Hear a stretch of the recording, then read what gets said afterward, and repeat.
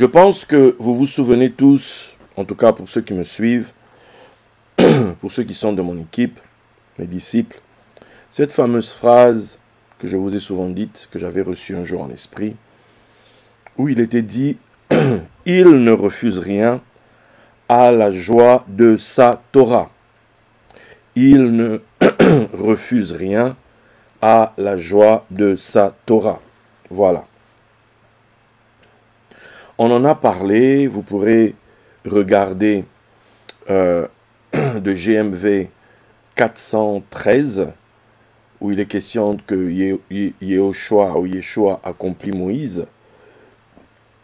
Vous pourrez aller revoir cette vidéo-là, où on avait déjà dit des choses très intéressantes là-dessus. Puisque nous étions allés dans la direction de Simchat Torah, ce qui se passe à Simchat Torah, et avec les deux Khatanim, le Khatan Torah et le Khatan Bereshit, celui qui achève la lecture et celui qui la commence. On avait donc dit que c'était Josué qui achevait la lecture et que c'était Moïse qui la commençait. Bien. Maintenant, c'est intéressant pourquoi on en était arrivé à parler de Moshe, parce que forcément, il y a un lien entre la Torah et Moïse. Vous verrez un endroit dans Luc là-bas où Jésus dit, il est dit, voilà, commençant par Moïse, les prophètes et les psaumes. Donc on appelle Moïse plutôt, comment on va dire ça, la Torah. La Torah c'est Moïse, ok?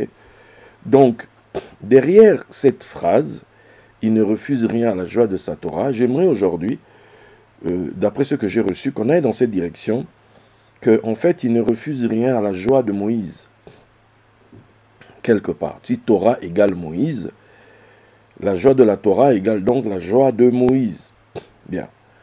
Pourquoi on nous parle de la joie de Moïse? Parce qu'en réalité, comme je vous l'avais dit, la Torah s'achève avec un deuil. La Torah s'achève avec un deuil, et ce deuil, c'est celui de Moïse. Moïse meurt. Bien.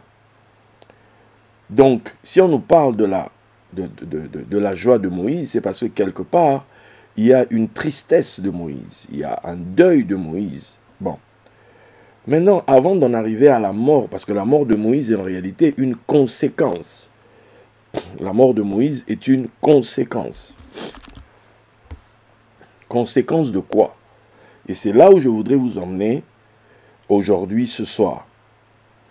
C'est la conséquence de quelque chose. Dans Nombre 20, verset 12, il est écrit « Alors l'Éternel dit à Moïse et à Aaron, parce que vous n'avez pas cru en moi pour me sanctifier aux yeux des enfants d'Israël, vous ne ferez point entrer cette assemblée. Vous ne ferez point entrer cette assemblée dans le pays que je lui donne. » Voilà. Ça commence là, où ils avaient frappé le rocher, tout ça. Ok? Vous ne ferez point entrer cette assemblée dans le pays que je lui donne. Bien. Quand tu vas dans Deutéronome 3, 23 à 26, Deutéronome 3, 23 à 26, là-bas il est dit quoi? Il est dit, en ce temps-là, j'implorai la miséricorde de l'Éternel en disant, Seigneur éternel, tu as commencé à montrer à ton serviteur ta grandeur et ta main puissante. Car quel Dieu y a-t-il au ciel et sur la terre qui puisse imiter tes œuvres et tes hauts faits? Laisse-moi passer, je te prie. Laisse-moi voir ce bon pays de l'autre côté du Jourdain, ces belles montagnes et le Liban. Mais l'Éternel s'irrita contre moi à cause de vous, et il ne m'écouta point. L'Éternel me dit, c'est assez, ne me parle plus de cette affaire. Donc, la tristesse de Moïse est liée au refus de Dieu. Dieu lui refuse l'entrée dans le pays de la promesse. Dieu refuse à Moïse d'entrer dans le pays. Est-ce que je ne sais pas si vous comprenez? En fait, Moïse prie. Moïse invoque le Seigneur, mais l'Éternel lui refuse ça. L'Éternel refuse à Moïse l'accès. Or, quand vous regardez votre Bible, vous allez voir que Moïse, c'était un intercesseur. Un homme, quand il criait à Dieu, Dieu l'exauçait. Dieu lui répondait. Mais là, Dieu lui a refusé l'accès. Et il s'est même irrité contre lui. On va lire encore d'autres textes. On va lire...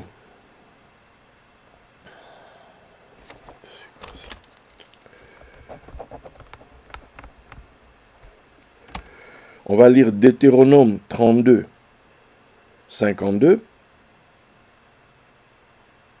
Tu verras le pays devant toi, mais tu n'entreras point dans le pays que je donne aux enfants d'Israël. Deutéronome 34, 4. L'Éternel lui dit, c'est là le pays que j'ai juré de donner à Abraham, à Isaac et à Jacob, en disant, je le donnerai à ta postérité.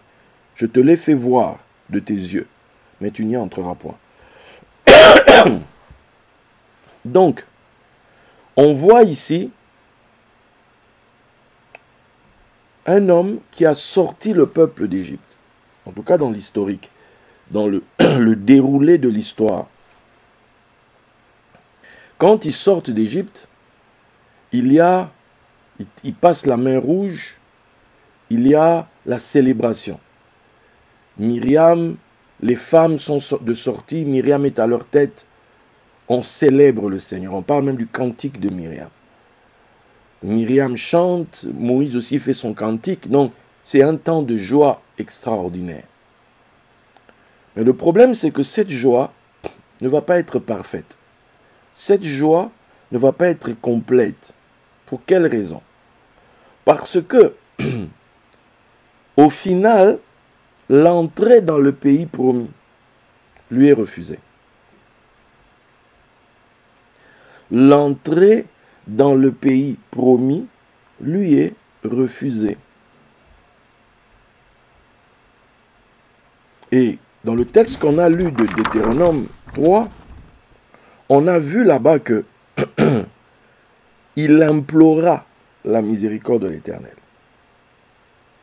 Il implora la miséricorde de l'Éternel. Mais il n'a réussi qu'à irriter l'Éternel contre lui. Il n'a réussi qu'à irriter la colère de l'Éternel contre lui. Ok. Or, notre thème, c'est « Il ne refuse rien à la joie de sa Torah ». Et nous avons dit qu'il ne refuse rien à la joie de Moïse. Or, comment vas-tu comprendre la joie de Moïse si déjà tu ne comprends pas sa tristesse? Si tu ne comprends pas ce qui est la cause de sa tristesse, ce qui est la cause de ses soucis. On vient donc de découvrir ici que la cause de la tristesse de Moïse, c'est le refus d'entrer dans le pays de la promesse. C'est quelque part le refus, parce que pour Moïse, la terre de promise, c'était le but du voyage. Le début du voyage, c'est on sort d'Égypte, et je veux dire, le plan de route était connu.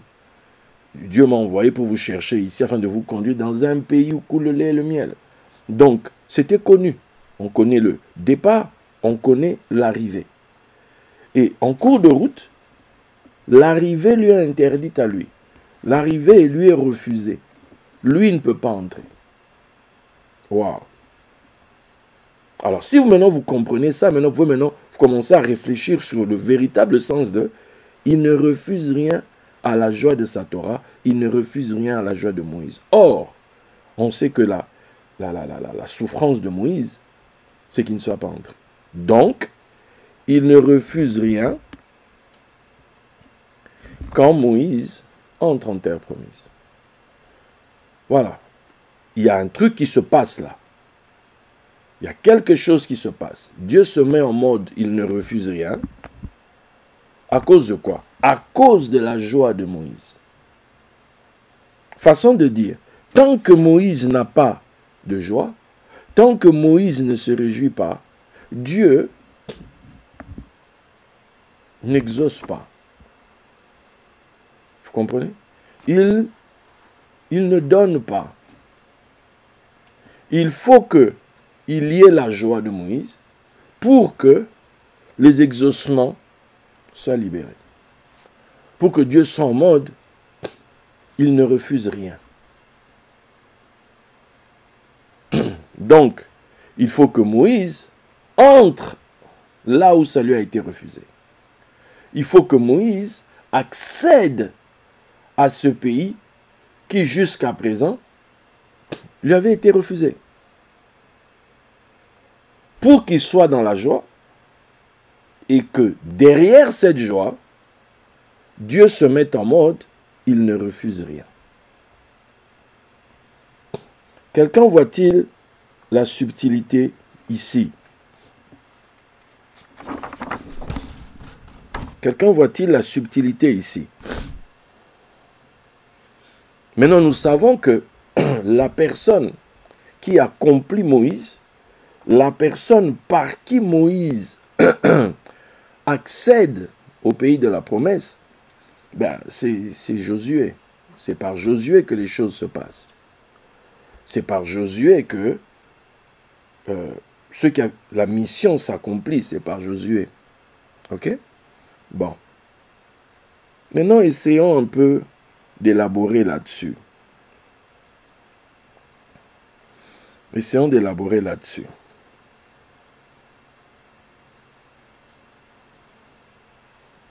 Nous savons que dans le désert, il y a 42 étapes. 42 étapes du désert. Suivez bien. 42 étapes du désert. Ok. Avant d'aller dans ce désert, on leur a dit de prendre leur bâton, d'avoir les reins sains de leur ceinture, les sandales aux pieds, et qu'ils soient prêts à manger la Pâque parce qu'ils allaient partir. Donc, quelque part, ils vont dans ce désert avec leurs sandales, leur ceinture et leur bâton à la main. Or, vous vous souvenez qu'une fois quand je vous ai parlé par rapport à l'héritage de la sagesse égyptienne, on retrouve des textes là-bas où il est demandé à quelqu'un de prendre ses sandales, de prendre sa ceinture, de prendre son bâton et de descendre au tribunal. Donc, quand ils portent ces tenues-là et qu'ils vont à un endroit, l'endroit en question, c'est le tribunal. Ils vont au lieu du jugement.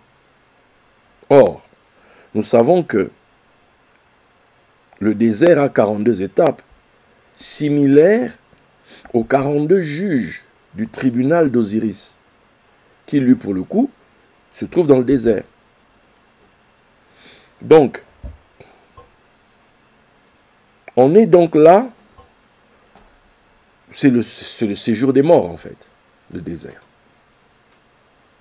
C'est le séjour des morts. Et le fait maintenant d'entrer en terre promise, c'est quoi? C'est Josué qui va en terre promise. Or, si nous comprenons que le désert, c'est le séjour des morts, c'est le lieu du tribunal, les 42 juges, derrière les 42 étapes de Ramsès au Jourdain, on peut donc comprendre que l'entrée en terre promise, c'est la résurrection. L'entrée en terre promise, c'est la résurrection. D'où Josué qui va en terre promise, c'est Jésus qui ressuscite d'entre les morts. Josué qui va en terre promise avec un groupe de personnes, avec un peuple, c'est Jésus qui sort d'entre les morts avec des saints derrière lui, et parce qu'il a un groupe de personnes, les prémices d'entre les morts, et qui vont en terre promise, c'est-à-dire la résurrection. Donc, ça nous fait dire quoi? Ça nous fait dire que la joie de Moïse, c'est la résurrection de Christ. Ok? La joie de Moïse, c'est la résurrection. puisque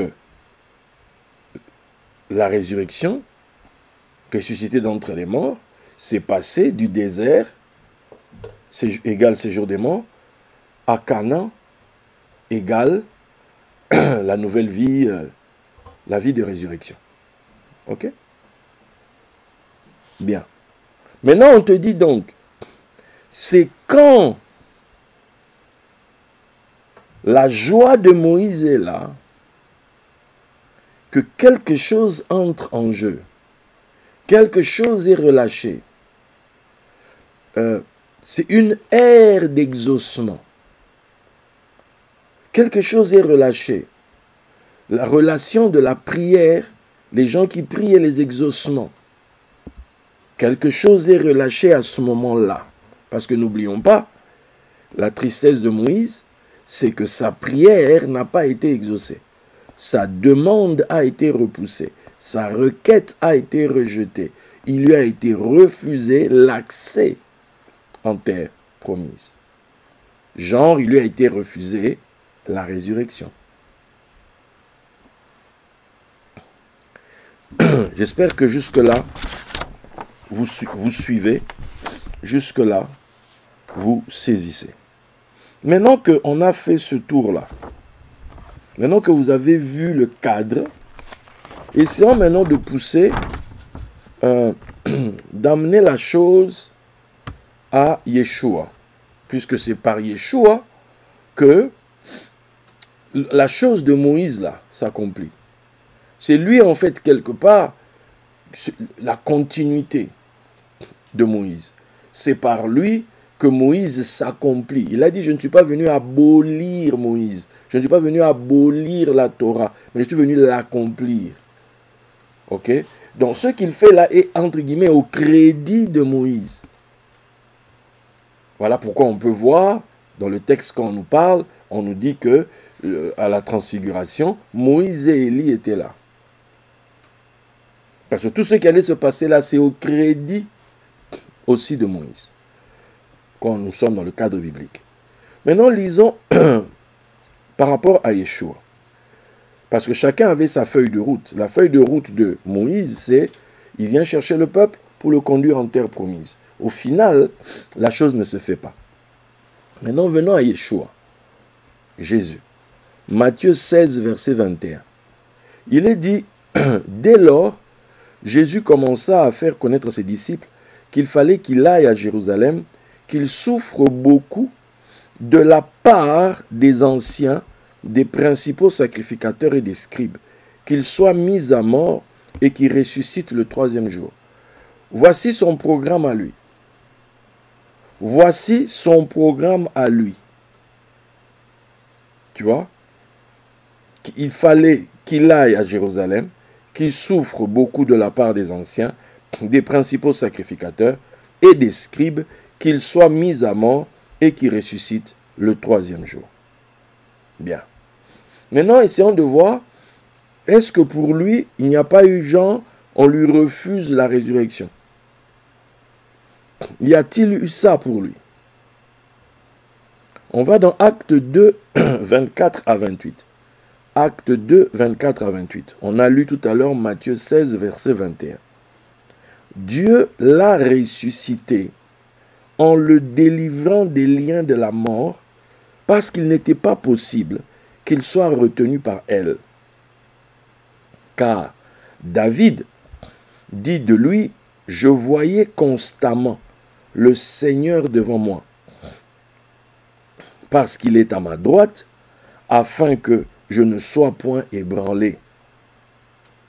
Aussi mon cœur est dans la joie, et ma langue dans l'allégresse, et même ma chair reposera avec espérance, car tu n'abandonneras pas mon âme dans le séjour des morts, et tu ne permettras pas que ton sein voie la corruption.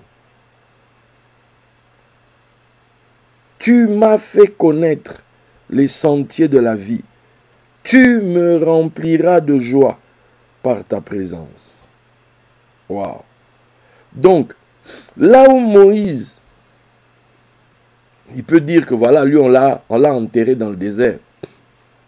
D'ailleurs, son corps a été disputé, comme on nous dit, entre Satan, le diable, et puis Michael. Donc, Moïse, c'est compliqué dans le désert. C'est compliqué dans le désert. D'ailleurs, la tradition va nous dire que Moïse a prophétisé vraiment que pendant 2 années. La première année et la dernière. Pendant les 38 ans là, c'était compliqué. Les 38 ans dans le désert, ils étaient en mode, c'est le puits de Myriam qui les aidait. Moïse s'est remis à prophétiser 37 jours avant sa mort. Au mois de Shevat, du premier Shevat jusque le jour de sa mort au mois de Hadar. Ça doit être le 7 Hadar. Tu vois. C'est là que Moïse meurt. Donc, il va prophétiser 37 jours d'affilée. C'est là où il y a le Deutéronome. Donc, voici quelqu'un pour qui il n'y a pas eu la joie. Voici quelqu'un, quelque part, qui s'est arrêté dans le désert. Jean, on te dit, tu vas voir, mais tu n'en mangeras pas. Tu vois? Tu vas voir, mais tu n'en mangeras pas. Comme on avait dit à celui qui servait le roi, sur qui le roi s'appuyait à Samarie, là-bas. Dans le cas où Élisée avait prophétisé que le gars n'avait pas cru. Moïse, pour le coup, a vu le pays, mais il n'y est pas entré. Donc, sa tristesse, elle est là. Maintenant, il y a quelqu'un d'autre, maintenant par qui cette joie va se matérialiser. C'est celui qui est, quelque part, le disciple. Celui qui est le serviteur. En tout cas, qui incarne, puisque quand Jésus vient sur terre, en tout cas, tout ce qu'on parle de lui, on a donné le nom justement de Jésus. Voilà. Parce que c'est relié à Josué. Et forcément, quand tu parles de Josué, il y a Moïse qui est derrière. Parce que celui qui confère à Josué l'autorité royale, c'est Moïse. Là, maintenant, on vient de voir dans notre texte qu'on vient de lire que lui, pour le coup, Jésus, Yeshua, il cite David, le texte cite David dans Actes, où il est question que mon cœur est dans la joie et ma langue dans l'allégresse. Même ma chair reposera avec espérance, parce que tu ne vas pas m'abandonner ici dans le séjour des morts. Tu ne vas pas permettre que je voie la corruption ici dans le séjour des morts. Au contraire, tu m'as fait connaître les sentiers de la vie et tu vas me remplir de joie par ta présence. Donc, la joie de Christ, c'est que pour lui, la feuille de route qu'on a citée au début dans Matthieu 16, 21, où on dit qu'il sera mis à mort, mais il va ressusciter le 3e jour. Jean, il ira dans le désert, mais il en sortira, il entrera en terre promise. C'est ce que ça, derrière qu'il sera mis à mort et qu'il ressuscite le 3e jour, c'est de ça dont il s'agit. Puisque n'oublions pas que Moïse avait dit au départ à Pharaon que nous allons dans le désert pour une marche de 3 jours. Donc, Jésus, c'est 3 jours. Et le 3e jour, il ressuscite. Donc, c'est aussi comme si on te disait que le 3e jour, maintenant, il va entrer en terre promise. Donc, la joie de Christ, c'est sa résurrection. Et qui dit résurrection, forcément, la résurrection est jumelée avec l'ascension. Et qui dit ascension, dit donc l'intronisation. Voilà, il s'est assis à la droite du trône. Donc, pour lui, sa joie, c'est ça, la résurrection. Là où Moïse n'a pas eu, ça s'accomplit en Jésus. Ça s'accomplit en Yehoshua. Ok? Donc, maintenant, est-ce que, maintenant vous voyez les deux? Il y en a un, on lui a privé la joie, mais il va l'avoir d'une certaine manière via son disciple. C'est par son disciple que lui aussi, quelque part, il va en profiter. Moi, je n'ai pas pu, mais par toi. D'où tu verras que quand Jésus, il est sur cette montagne avec ses disciples, qui viennent là? Moïse est là. Moïse est là. Élie est là. Moïse, pour le coup, est en terre promise. À cause de qui? À cause de Jésus. C'est comme ça que le texte nous présente la chose. Maintenant, regardez. Pourquoi on parle de tout ça? Pourquoi c'est quoi? Quel est l'objectif de tout ça? Quand vous lirez Jean 15, verset 11. Jean 15, verset 11 dit: « Je vous ai dit ces choses afin que ma joie soit en vous et que votre joie soit parfaite. Je vous ai dit ces choses afin que ma joie soit en vous et que votre joie soit parfaite. » On va maintenant dans Jean 16, verset 24. « Jusqu'à présent, vous n'avez rien demandé en mon nom. Demandez et vous recevrez, afin que votre joie soit parfaite.